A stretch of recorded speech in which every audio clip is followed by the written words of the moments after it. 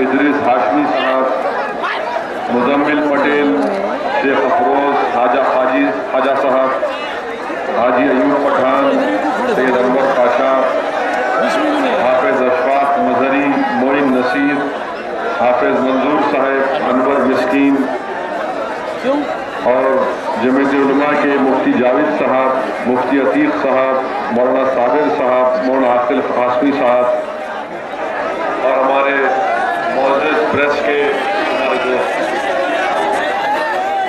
मेरे अजीज दोस्तों, क्योंकि हमारे पास सिर्फ 45 मिनट है और उसके बाद परमिशन खत्म हो जाएगा, इसीलिए मैं आपसे चाहूँगा कि आप जहाँ कहीं भी बैठे हैं आराम से बैठ जाइए और जो लोग दूसरों को बैठने के लिए उठने के लिए बोले वो भी बैठ जाए। अब कोई किसी को नहीं बोलेगा बैठने के लिए, हटने के लिए, जहाँ है वहीं ठहरिए और मेरी बात सुनिए। अभी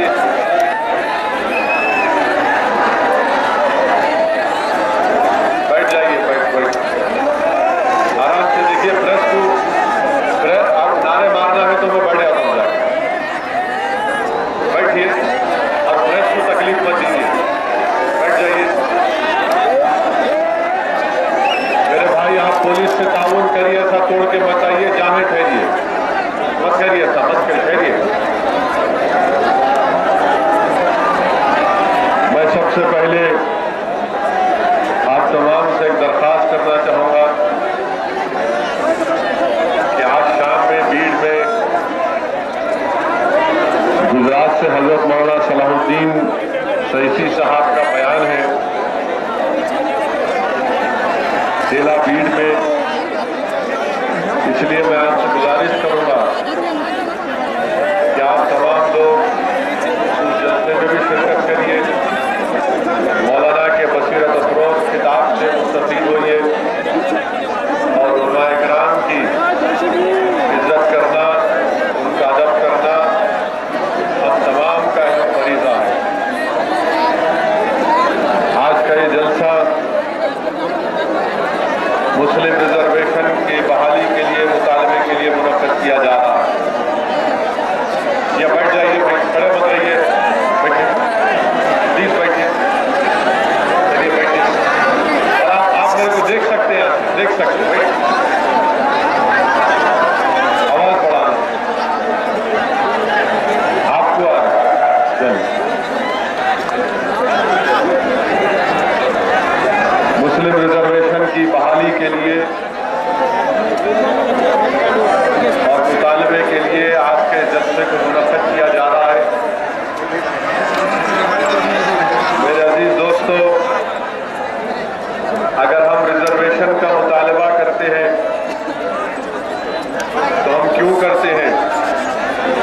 हम इसलिए करते हैं कि मुसलमान समाजी तौर पर, इक़्तिसादी तौर पर और तालीमी तौर पर दीगर कौमों से, दीगर मजहब के मानने वालों से, दीगर जातों से पसमानदा है, बैकवर्ड है।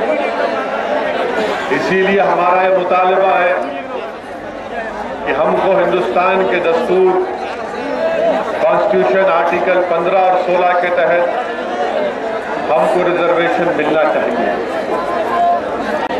और हमारा रिजर्वेशन का मुतालबा जस्टिफाइड है, हक बजानिब है और हिंदुस्तान का दस्तूर इस बात की इजाजत देता है कि आर्टिकल 15 और 16 के तहत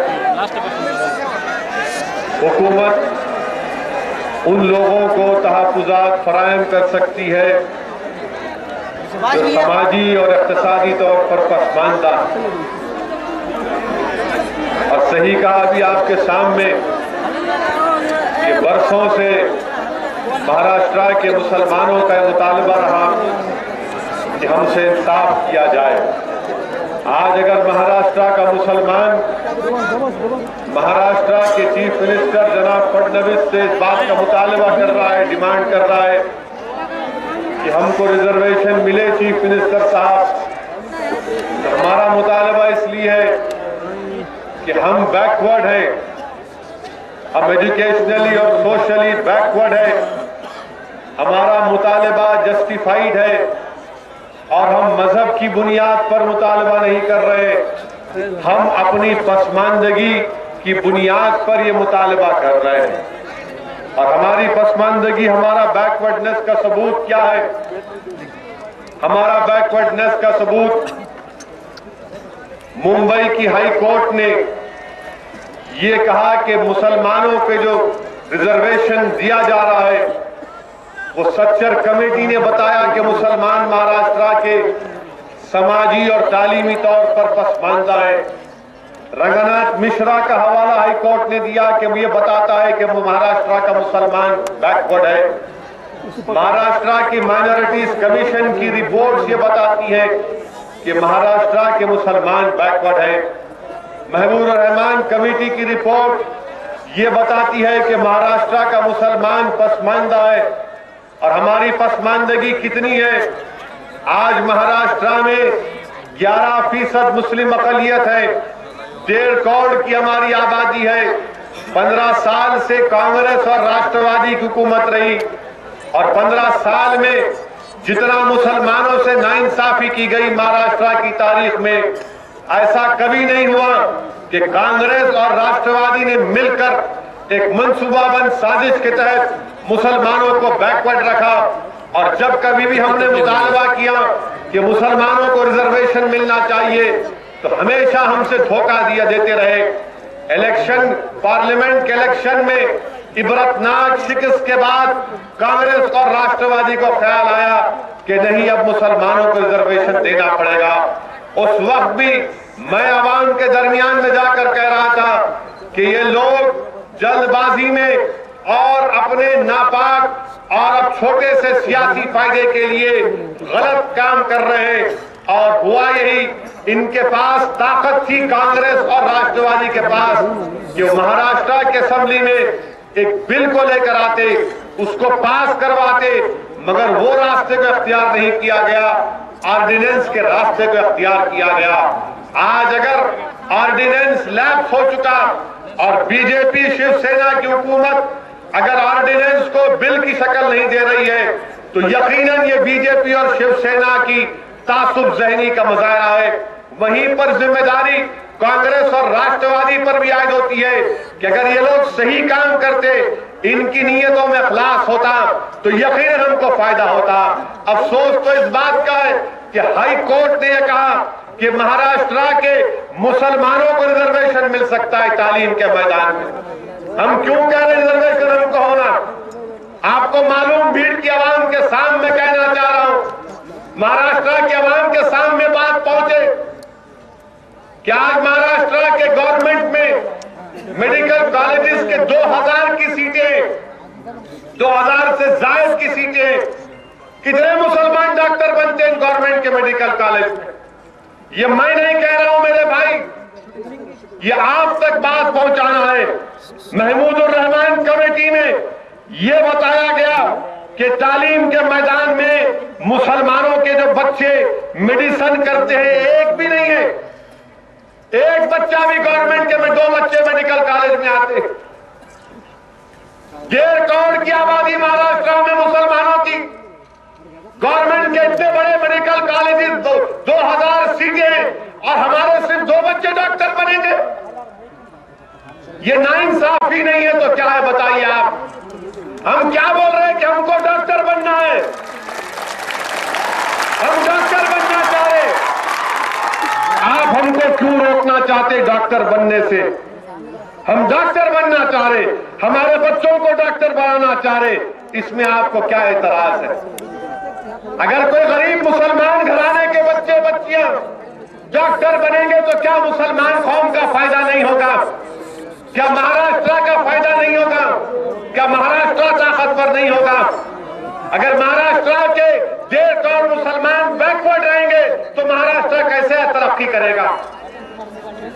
2000 से ज्यादा सीटें और हमारे 2 बच्चे भी पास नहीं होते। ये महमूद रहमान कमेटी की रिपोर्ट है आपके सामने। हमारे बच्चे कितने डिग्री ग्रेजुएशन करते, 10th क्लास तक आते आते ड्रॉप आउट रेट हमारा बढ़ जाता, हमारे 2% बच्चे ग्रेजुएट बनते, स्कूलों में दाखिला मिलता तो 25% मुसलमान दाखिला लेते, और 10वीं जमात तक आते जाते 8% भी नहीं रहते। क्या हमको तालीम में रिजर्वेशन नहीं मिलना? क्यों आप हमको तरक्की करना नहीं देखना चाहते? अरे हम पढ़ना चाह रहे, हमारे बच्चे बच्चियां पढ़ना चाह रहे। हाई कोर्ट ने कहा कि आप रिजर्वेशन दे सकते मुसलमानों को। मुंबई की हाई कोर्ट ने कहा कि मराठा को रिजर्वेशन पर स्टे रहेगा, तालीम के मैदान में मुसलमानों पर स्टे नहीं होगा।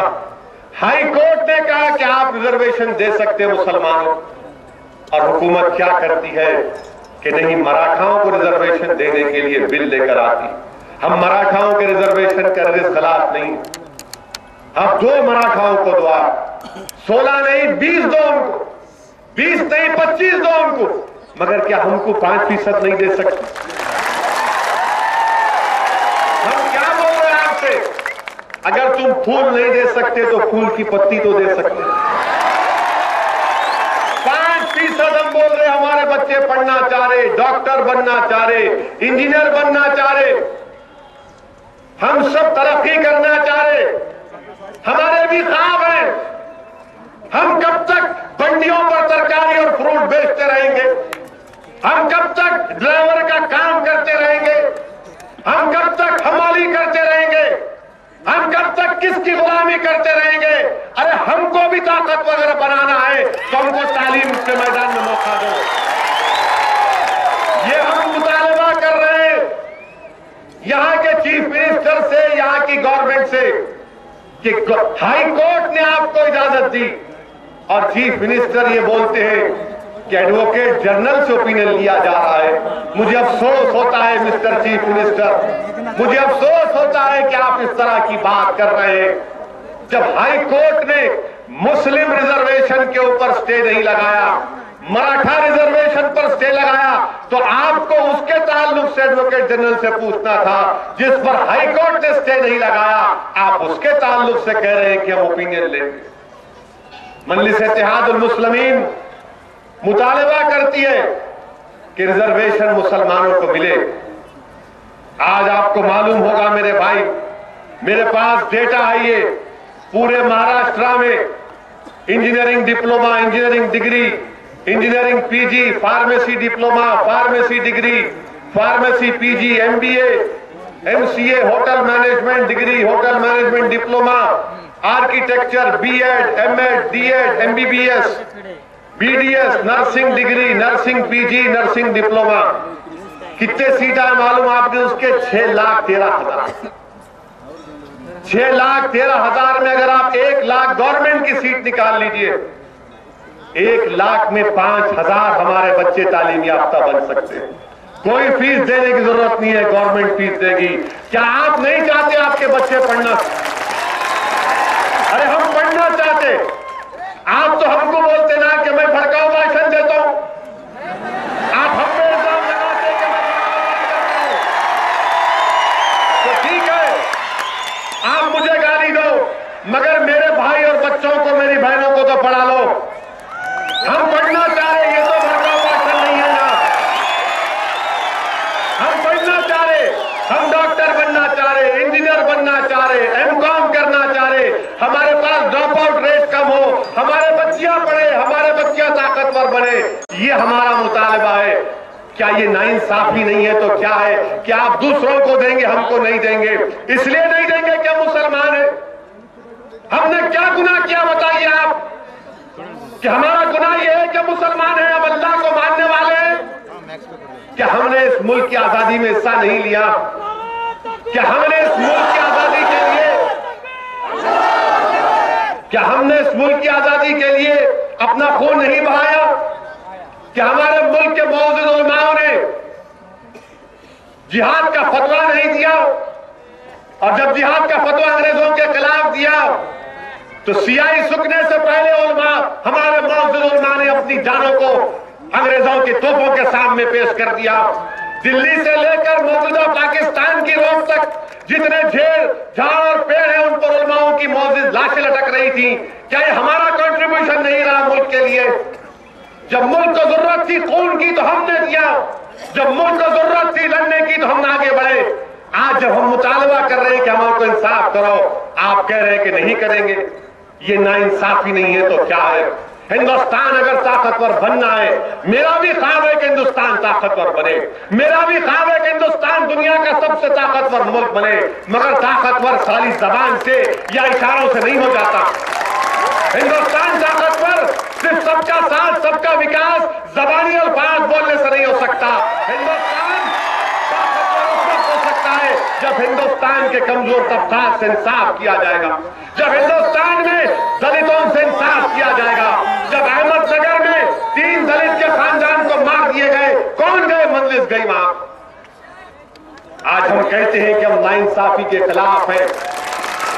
अगर हम नाइंसाफी के खिलाफ है मेरे अजीज दोस्तों, तो याद रखो, मैं आप तक अपनी बात को पहुंचा रहा हूं कि नाइंसाफी किसी पर भी हो, दलित पर हो, बैकवर्ड क्लास पर हो, ईसाई पर हो, सिख पर हो, हम पर हो, उस नाइंसाफी के खिलाफ आवाज उठाना, ये हमारा नाइंसाफी का एहतजाज। हम रिजर्वेशन का मुतालबा कर रहे हैं। बताइए आप, ये महबूबुर रहमान की कमेटी क्या क्या कहती है? खून क्या आंसू होना पड़ेगा हमको? कितने बच्चे हमारे जेलों में महाराष्ट्र के? कौन जवाब देगा इसका? आपको जानकर हैरत होगी कि महाराष्ट्र की जेलों में 28% मुसलमान बच्चे अंडर ट्रायल। कितनों का कन्विक्शन होता? 16% का कन्विक्शन होता। तो क्या ये बात सही नहीं है कि जो लोग हमारे बच्चों को गिरफ्तार करके जेलों में डाल रहे, वो हमसे इंसाफ नहीं कर रहे? वो हमसे इंसाफ क्यों नहीं कर रहे? ये मेरा नहीं, आपका डेटा है। जेलों में सबसे ज्यादा हम, ड्रॉप आउट रेट हमारा सबसे ज्यादा। क्या कर रहे लोग? हमारा झगड़ा उन तमाम लोगों से है जो हुकूमत करते हैं और हुकूमत में आने के बाद हमको भूल जाते हैं। जो लोग सबका साथ, सबका विकास की बात करते हैं, आज हम उनसे मुतालबा कर रहे हैं, बताओ क्या तुम अपने वादे पर पूरे उतरोगे या नहीं उतरोगे? आज महाराष्ट्र के तमाम सेकुलर जहन रखने वाले लोग बीजेपी और शिवसेना गवर्नमेंट से मुतालबा करते हैं कि जब मराठाओं को रिजर्वेशन मिल सकता तो हमको भी मिलना चाहिए। अगर वो इंसान है तो हम भी इंसान हैं, अगर वो हिंदुस्तानी है तो हम भी हिंदुस्तानी हैं, अगर वो महाराष्ट्रियन है तो हम भी महाराष्ट्रियन हैं, हमको भी रिजर्वेशन मिलना चाहिए। हम तालीम के मैदान में रिजर्वेशन की बात, तो हम हुकूमत में कह रहे हैं कि हमारी नौकरियों में हिस्सा दो आप हमको। नौकरियों में हिस्सा क्या है हमारा? कितने पुलिस फोर्स में है मुसलमान? 1.5 करोड़ की आबादी महाराष्ट्र में मुसलमानों की, और सिर्फ 4% नौकरियां पुलिस में हमारी, सिर्फ 4%। बताओ, मैं उन लोगों से पूछना चाहता हूं जो हमको गाली देती, दो हमको गाली, परवाह नहीं, मगर अगर आप दूध के धुले हुए हैं, अगर आप अच्छे हैं तो कैसे 4%? महाराष्ट्र की पुलिस फोर्स में कम से कम 10% मुसलमान होना चाहिए। क्यों होना चाहिए? मुसलमान के नाते नहीं। अगर फर्ज करिए कहीं गड़बड़ हो गई तो पुलिस वाले को मालूम होता कि वहां पर ज़हनियत क्या। जो लोग डरते हैं वो देखते हैं कि हाँ ये हमारा आदमी है, एतमाद पैदा हो, पुलिस के काम में आसानी पैदा हो जाती। कितने महाराष्ट्र में आईपीएस मुसलमान ऑफिसर हैं, कितने आईएएस ऑफिसर हैं? क्या मेरा ख्वाब नहीं है कि मेरा भाई आईएएस बने, आईपीएस बने? क्या हम दूर बैठकर खुश नहीं होते कि चलो ये हमारे बच्चे आगे बढ़ रहे हैं, मगर आप उसमें भी मौका नहीं देते? क्या हुकूमत की जिम्मेदारी नहीं है? हुकूमत की जिम्मेदारी है कि इंसाफ करे, हुकूमत की जिम्मेदारी है कि तमाम तबकों से इंसाफ करे। हुकूमत बीजेपी की, शिवसेना की हो सकती है, मगर हिंदुस्तान का कॉन्स्टिट्यूशन यह कहता है कि कानून की नजर में सब बराबर है, कानून की नजर में सब बराबर है। ये आज हमारा यहां पर जमा होना किस लिए मेरे भाई? हम इंसाफ के लिए जमा हुए, हम इंसाफ के मुतालबे के लिए जमा हुए। जब तक रिजर्वेशन हमको नहीं मिलेगा, महाराष्ट्र में हम तरक्की नहीं कर सकते। वही गुर्बत, वही मुफलिसी। कितने उर्दू स्कूल बंद हो जा रहे हैं, कितने उर्दू स्कूल के बच्चे एडमिशन लेते हैं मगर 10वीं जमात तक आने तक ड्रॉप आउट रेट उनका बढ़ जाता है। हमारे बच्चे पढ़ना चाहते, पैसे नहीं है उनके पास। कहां से लाएंगे पैसे? बहन की शादी करना है, भाई को पढ़ाना है, कहां पर जाएंगे? इसीलिए याद रखो, रिजर्वेशन जरूरी है। बगैर रिजर्वेशन के हमसे इंसाफ नहीं हो सकता। अगर इंसाफ करना है तो रिजर्वेशन लेना पड़ेगा। ये जालिम कांग्रेस और राष्ट्रवादी, ये अगर लोग सही काम करते, मगर जल्दबाजी में और पूरे मुनज्जम साजिश के तहत ये काम किया गया। हाईकोर्ट ने क्या कहा? हाईकोर्ट ने कहा कि नारायण राणे की रिपोर्ट बकवास है। हाईकोर्ट ने कहा कि राणे की रिपोर्ट बकवास है, उसमें कुछ नहीं है।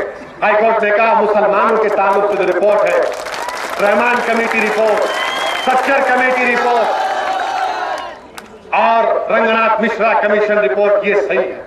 हाईकोर्ट ने कहा कि 52% है रिजर्वेशन, अगर 5% होगा तो 57 होगा। हाईकोर्ट ने कहा कोई बात नहीं, दे सकते मुसलमान। पहली मर्तबा हाईकोर्ट ने कहा कि पसमानदगी की बुनियाद पर एक लंबे अरसे के बाद कि मुसलमानों को रिजर्वेशन मिलना चाहिए। क्यों कर रहे हमसे तासुब? क्यों हमसे नफरत कर रहे हैं? अरे हम अपने बच्चों को पढ़ाना चाहते हैं, हम गुर्बत का खात्मा करना चाहते हैं, हम तुमसे भीख का मुतालबा नहीं कर रहे। इस मुल्क के लिए हमने भी अपना खून पसीना बहाया, इस मुल्क के लिए भी हमने अपनी जानें गंवाई। हिंदुस्तान सिर्फ किसी एक मजहब का नहीं है, हिंदुस्तान हर मजहब के मानने वाले का। हिंदुस्तान का कोई मजहब नहीं है, ये वाहिद मुल्क है दुनिया में जो तमाम मजाहिब को सेलिब्रेट करता, जो हिंदुइज्म को मानता, बुद्धिज्म को मानता, इस्लाम को मानता, ईसाइयत को मानता। यहां पर हिंदुस्तान में 4600 जाते हैं, 4600 जाते। ये मेरे अल्फाज नहीं है, हमारे मुल्क के वाइस प्रेसिडेंट हामिद अंसारी ने कहा कि हिंदुस्तान में 4600 कम्युनिटीज है। हिंदुस्तान एक होमोजेनियस कंट्री नहीं बन सकता। तो क्या आप हिंदुस्तान की सबसे बड़ी अक़लियत से इंसाफ करेंगे? नहीं करेंगे। अरे हमने क्या क्या नुकसान नहीं उठाया, फसादात हुए, हमने जाने गंवाई, झूठे दहशतगर्दी के इल्जाम में हमको डाला गया, हम आगे बढ़ते गए। आज भी भीड़ के बच्चे जेलों में हैं, यही कांग्रेस राष्ट्रवादी की वजह से 7-8 साल से जेलों में। कौन फैसला करेगा? क्यों नहीं उनका ट्रायल रोज चलाते आप? चार्जशीट डालो और रोज ट्रायल चलाओ, 6 महीने में 1 साल में ट्रायल चलाओ। अगर वो बच्चा मुजरिम है तो सजा दो, नहीं है तो छोड़ो। ये क्या है कि 8-8 साल 7-7 साल जेल में रखे? बताओ, कांग्रेस राष्ट्रवादी को अचानक मगरमच्छ के आंसू इनकी आंख में आ रहे हैं। अरे एक रिजर्वेशन का बिल लेके नहीं आए। अरे जो करो, ड्रामा करने की कंपनी के मालिक हो। मैं तुमसे पूछना चाह रहा हूं, 15 साल तुम इख्तिदार पर थे, क्या किए तुम? 2 साल हो गए धूलिया की फायरिंग होकर, डेढ़ साल से इनकी हुकूमत थी कांग्रेस राष्ट्रवादी की, अब तक एक एक्शन नहीं लिया गया। 6 बच्चे हमारे मारे गए धूलिया में, कौन सा एक्शन लिया कांग्रेस राष्ट्रवादी वाले? औरंगाबाद का बच्चा है आम साल केस में, उनके खानदान वालों से हमारी मुलाकात हुई तो उन बच्चों का एक भाई डॉक्टर है, वो मुझसे कह रहा था कि मैं डॉक्टर से ज्यादा वकील बन चुका हूं कोर्ट के चक्कर काटते काटते। ये हमारा हाल कर दिया। मालेगांव का ब्लास्ट किसने किया? बताओ कांग्रेसियों, राष्ट्रवादी वालों। क्या मालेगांव का ब्लास्ट मालेगांव के मुसलमान बच्चों ने किया या फिर अभिनव भारत ने किया? अरे किसने भी किया होगा, केस तो चलाओ, जेल जाओ, सजा दो, नहीं खाली सड़ारे। 7-7 साल 8-8 साल, ये 15 साल की इनकी हुकूमत, और जब इख्तिदार इनके हाथ से चला गया तो ये बोल रहे लोग कि मजलिस की वजह से हुआ। तो इंशाअल्लाह ताला होता रहेगा। इतना गुरूर तकब्बुर कांग्रेस का, राष्ट्रवादी का, इतना गुरूर। हम 25-24 कैंडिडेट खड़ा किए, 5 उसमें गैर मुस्लिम, जिसमें महाराष्ट्र के बहुत बड़े दलित लीडर गंगाधर गाड़े साहब को खड़ा किए। अभी हमारे भाई दलित भाई तकरीर कर रहे थे, सुना नहीं सब। 5,24,000 वोट लिए हम लोग, पूरे महाराष्ट्र में वोटर लिस्ट में मुसलमानों के नाम 1 करोड़। अगर मान भी लिया जाए कि पूरे वोट जो मजलिस को मिले 5,24,000 मुसलमानों ने वोट दिए, 60% की पोलिंग हुई थी असेंबली इलेक्शन में, 60 लाख मुस्लिम वोट पड़े। अगर 5,24,000 मेरे को मिले तो 55 लाख कोई जिन लेके गया था क्या? 55 लाख कौन लेके गए बाबा? पवार साहिब 55 लाख कहां गए? 55 लाख नहीं खाया। 55 लाख वोट मुसलमान डाले, तुमको डाले, बीजेपी शिवसेना की मुखालिफत में डाले, मगर तुम एक बयान नहीं दिए महाराष्ट्र के उन मुसलमानों को जिन्होंने तुमको वोट डाला। ये इनका गुरूर तकब्बुर है। मैं महाराष्ट्र और बीड़ के गैयूर मुसलमानों से, नौजवानों से कह रहा हूं कि छोड़ो इन लोगों को, इनका टाइम खत्म हो गया। ये छोड़ो इन लोगों को, अब इनका कोई टाइम हो गया। एक दवाई होती है, उस पर लिखा होता है मैन्युफैक्चरिंग डेट और नीचे लिखा होता है एक्सपायरी डेट। 100 साल हो गए भाई, बस है अब 15 साल बहुत हो गए। गुलामी छोड़ो इन लोगों, अब होगा इनका काम, इनको छोड़ो। आप बंगला है कहते यहां पे?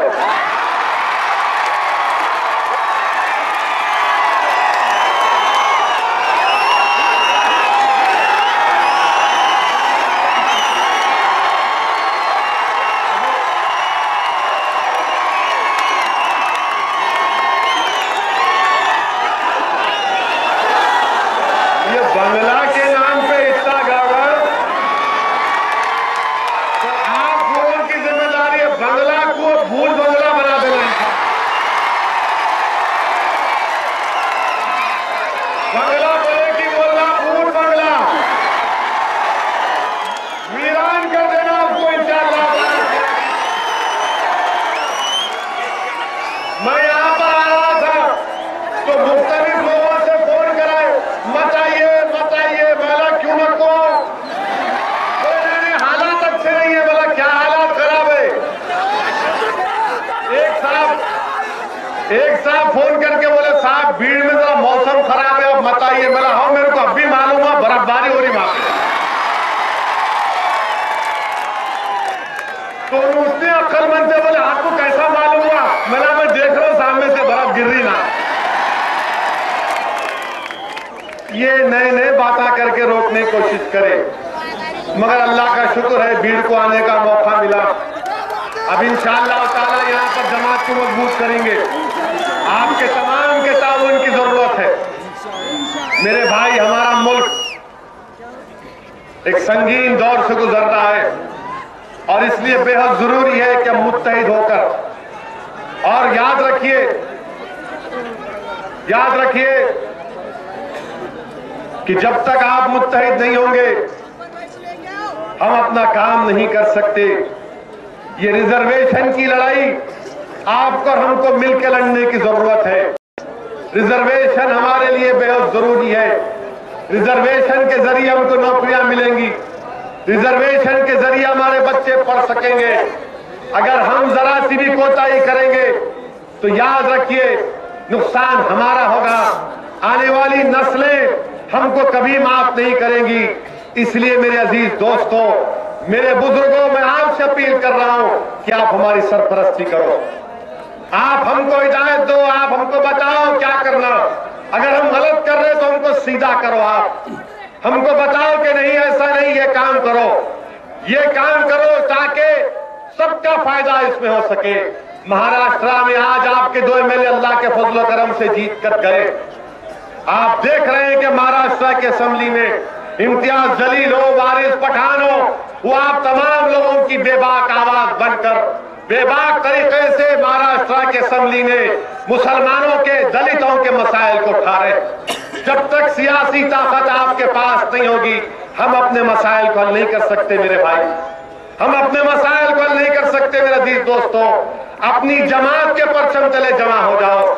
जो लोग आज मजलिस को फिरका परस्त कहते हैं। मैं उनसे पूछना चाहता हूं, बताओ हिंदुस्तान में फिर बीजेपी की हुकूमत बनने का राज क्या है? हिंदुस्तान में अगर बीजेपी की गवर्नमेंट बनी तो इसका जिम्मेदार कौन है? इसका जिम्मेदार मैं हूं, इसका जिम्मेदार आप हैं। पार्लियामेंट के इलेक्शन में क्या आपने बीजेपी को वोट दिया? किसको वोट दिया? अपने हाथ उठाकर बताइए। क्या आपने सेक्युलर पार्टी का साथ नहीं दिया? फिर कैसे बीजेपी जीत जाती? कैसे जीत जाती बीजेपी? और जब मजलिस आकर बीड़ी में जलसा करती है, मजलिस महाराष्ट्र के कोनों कोनों में जाकर लड़ती है, तो फौरन राष्ट्रवादी कांग्रेस और कांग्रेस वाले बोलते देखो ये सेक्युलर वोट को डिवाइड करने आ रहे। अरे तुमसे मराठा दूर हो गया, तुमसे बैकवर्ड क्लास दूर हो गए, तुमसे दलित दूर हो गए, तो मैं जिम्मेदार हूं क्या? सब तुमको छोड़ के चले गए, मगर हम सेकुलरिज्म के वफादार सिपाही, हम वोट डाले तुमको इसलिए डाले कि सेकुलरिज्म के लिए, मगर तुम्हारे घर वाले तुमको छोड़ के चले गए तो मैं जिम्मेदार। तुम्हारा घर खाली हो गया मगर मैं खड़ा रहा वफादार। मेरे अजीज दोस्तों, अब बहुत हो गई है वफादारी। अब वफादारी अपनी करेंगे, अपने बच्चों के लिए करेंगे, अपने आने वाली नस्ल के लिए करेंगे, अपने बच्चों को ताकतवर बनाने के लिए करेंगे। बहुत हो गया, अब गुलामी हम नहीं कर सकते इन लोगों की, हम गुलामी नहीं कर सकते। यकीनन हम बीजेपी शिवसेना के मुखालिफ थे और मुखालिफ रहेंगे इंशाअल्लाह ताला। इसमें कोई कॉम्प्रोमाइज नहीं होगा। मगर कोई अगर ये कहेगा कि नहीं बीजेपी शिवसेना से अगर मुकाबला करना है तो फिर कांग्रेस राष्ट्रवादी के साथ आना पड़ेगा, ये हमसे नहीं हो सकता। हम उतरे हुए एक्सपायरी डेट मेडिसिन के साथ नहीं जा सकते, हम नहीं जा सकते इनके साथ। इनकी बैटरी डाउन हो चुकी है, घड़ी का कांटा बंद हो गया हिलना, और हाथ को हाथ दे दिए लोग, हाथ का कोई अब असर नहीं रहा। हमको अपनी नई सियासी राह को तलाश करना है। यकीनन हम सेकुलरिज्म के रास्ते पर चलेंगे, मगर क्या हमको यह हासिल नहीं है कि हम अपने मफाद की बात करें, हम अपने अगराज और मकासद को सामने रखें? क्या हिंदुस्तान के मुसलमान को इस बात की इजाजत नहीं है कि पार्लियामेंट्री जमहूरियत में हिस्सा लेकर कहे कि ये मेरे मसाइल है? क्या हम इस पर बात नहीं कर सकते? मगर ये लोग ये समझ रहे कि हम इनके जरखरीद गुलाम है। याद रखो, हम तुम्हारे गुलाम नहीं है, ना हम तुम्हारी मजबूरी है, ना तुम हमारी मजबूरी हो। हमको अपने मसाइल को हल करना है। 15 साल एक लंबा अरसा था कांग्रेस और राष्ट्रवादी के लिए, बहुत कुछ कर सकते थे मगर कुछ नहीं किया। करते क्या थे? एक इफ्तार की पार्टी करते थे, इफ्तार में गए, सर पे टोपी पहन ली, आ गए। अब बात टोपी की आई तो शिवसेना बीजेपी के साथ है आजकल। क्या कहा था शिवसेना वालों ने? खड़से साहब को कहा था, क्या बोले? तुम क्या हरी टोपी पहन लिए? अरे किसको तुम टोपी पहना रहे हमको नहीं मालूम। तुम दोनों एक दूसरे को टोपी पहना लो और हमारी टोपी सलामत रखो। हमको रिजर्वेशन दे दो। हम रिजर्वेशन मांग रहे हैं, हम मजहब की बुनियाद पर नहीं मांग रहे, अपनी पसमानदगी की बुनियाद पर मांग रहे।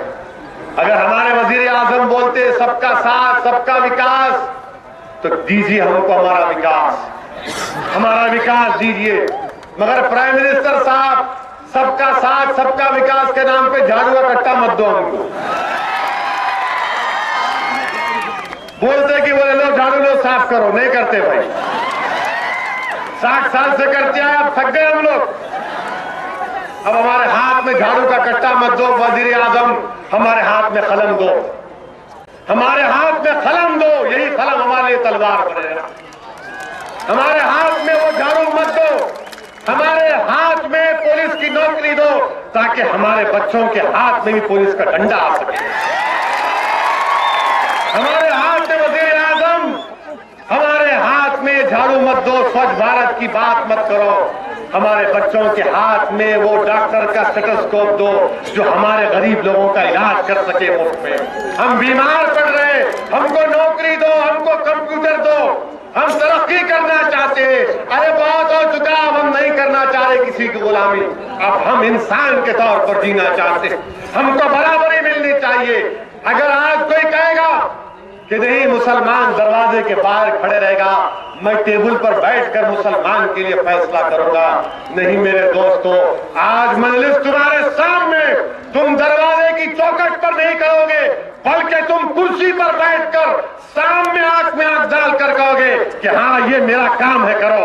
इसके लिए आपको आगे बढ़ना पड़ेगा, इसके लिए आपको आगे बढ़ना पड़ेगा, जमात का साथ देना पड़ेगा, मजलिस इत्तेहाद और मुस्लिमीन को मजबूत करना पड़ेगा।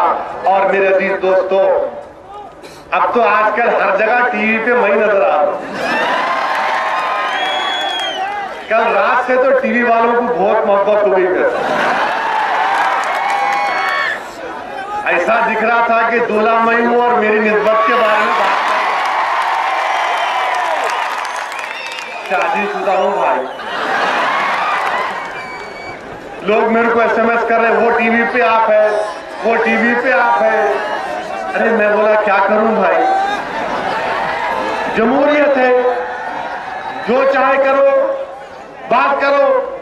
और मैं हमारे टीवी के लोगों से बोलना चाह रहा हूं, अच्छा करे आप, इतनी पब्लिसिटी दे रहे आप, अल्लाह अच्छा लगे आप, मेरे को फुकट में दे रहे आप, थैंक यू। और दिखाओ मेरे को, मैं 6 फुट 2 इंच का और दिखाओ मेरे को। खाली एक बात करो मैं रसूलुल्लाह सल्लल्लाहु अलैहि वसल्लम के हदीस की, देखिए किसकी तासीर है हक की बात में। एक कुरान की आयत का जिक्र करे, एक बुखारी की हदीस को बयान करे, तो देखो हक ये होता है कि सारी दुनिया उस पर बात कर रहा है। ये कैसा बोले, कैसा बोले, कैसा बोले, कहां से बोले? अरे बोलते बाबा, हमारे मुंह में हमारी जबान है, आपकी जबान है क्या? हिंदुस्तान का कॉन्स्टिट्यूशन, हिंदुस्तान का आइन, दफा 19, दफा 25 मुझे इस बात की पूरी इजाजत देता कि मैं अपने मजहब पे चलूं, अपने मजहब की तालीमात दीगर अपने वतन के सामने रखूं। मैं किसी मजहब का खिलाफ नहीं होना था, न रहूंगा। मैं हिंदुस्तान को एक मजहबी मुल्क के तौर पर नहीं देखता, हिंदुस्तान को वैसा मुल्क देखता हूं जहां पर सब मजहब के मानने वाले रहते हैं, जहां पर सबको इजाजत है अपने मजहब पर चलने की। मुझे भी इजाजत है, मुझे भी कुरान की आयत को बयान करने का हक हासिल है, मुझे भी रसूलुल्लाह सल्लल्लाहु अलैहि वसल्लम के हदीस को बयान करने का हासिल है, मुझे तमाम को दावत देने का हक हासिल है।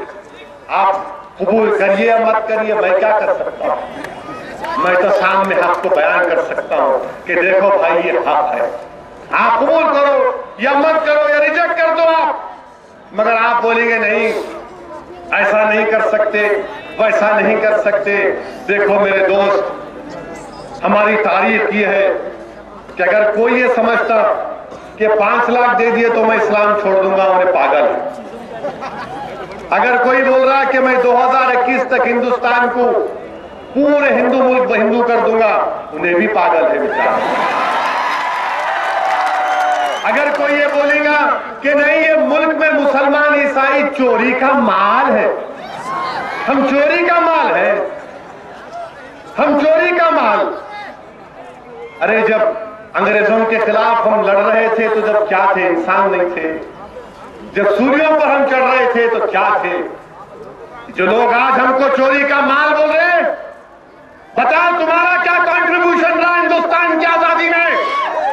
क्या तुमने लोगों के खिलाफ लड़ा? क्या तुमने जाने दी? क्या तुम फांसी के तख्ते पर गए? हम गए। हमको मत सिखाओ वतन से वफादारी, वतन से वफादारी हमारे खून में लिखी हुई है। और कोई आके बोल रहे नहीं हम चोरी का माल करते, कहां से लाए बाबा हमारे को? याद रखो, हमारे ईमान पर डाका कोई नहीं डाल सकता। तारीख गवाह है कि सुहैब रूमी रज़ी अल्लाह ताला अन्हु दीन कबूल किए और जब मदीना जा रहे थे, क्योंकि रसूलुल्लाह सल्लल्लाहु अलैहि वसल्लम मदीना चले गए, तो लोगों ने कहा, कुफारान मक्का और कुरैश से कहा कि सुहैब अगर मदीना जाना है तो दौलत छोड़ के जाओ। हज़रत शुएब ने कहा कि तुम जानते हो कि अगर मैं अपने तीर और कमान को इस्तेमाल करूंगा तो किसी की गर्दन नजर नहीं आएगी, मगर अल्लाह के लिए, उसके रसूल के लिए मैं अपनी दौलत को तुम पे कुर्बान करके जाता हूं, जितना लूटना है लूट। हम उन लोगों के जानशीन हैं मेरे भाई, हम उन लोगों के जानशीन हैं। अब्दुल्लाह बिन असद रज़ियल्लाहु ताला अन्हु जब वो अपनी बीवी और बच्चे को लेकर जा रहे थे तो कुरैश ने कहा कि बच्ची हमारे कबीले की है, ये बेटा हमारा है, जाना है तो अकेले जाओ। तो हमने कहा कि इस दीन पर मेरे बीवी और बेटे को कुर्बान मैं रसूलुल्लाह सल्लल्लाहु अलैहि वसल्लम की गुलामी को नहीं छोड़ सकता। ये हमारी मिसालें हमने दी। और याद रखो, जब दीन किसी के सीने में उसकी सोच और फिक्र में पैदा हो जाता, ये ऐसा नशा है जो दुनिया की दौलत इस नशे को नहीं निकाल सकती। हम इस नशे पर फख्र करते हैं और जब तक जिंदा रहेंगे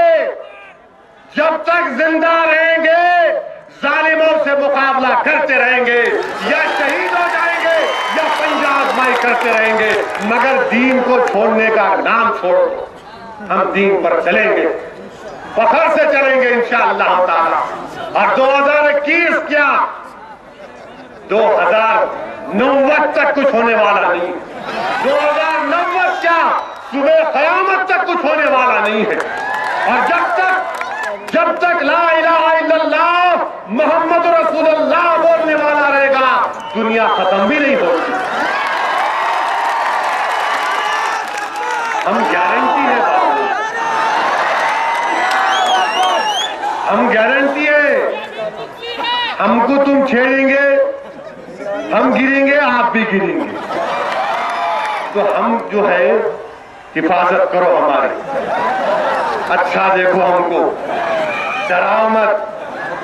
ये डरने वाले हम लोग नहीं है। 60 साल वोट डरा दिए, अब आज का जो नौजवान है वो बोल रहा बाबू ये डरा मत, मैं भी आंख में आंख डाल के बात कर सकता हूं, मैं भी अपने मुतालबे की बात कर सकता हूं। मेरे अजीज दोस्तों, ये पहली मर्तबा भीड़ को आने का मौका मिला। मैं आपसे वादा कर रहा हूं कि आइंदा जहां पर एक और जलसा होगा, तंजीम को बनाया जाएगा, उस जलसे में मैं नहीं आऊंगा।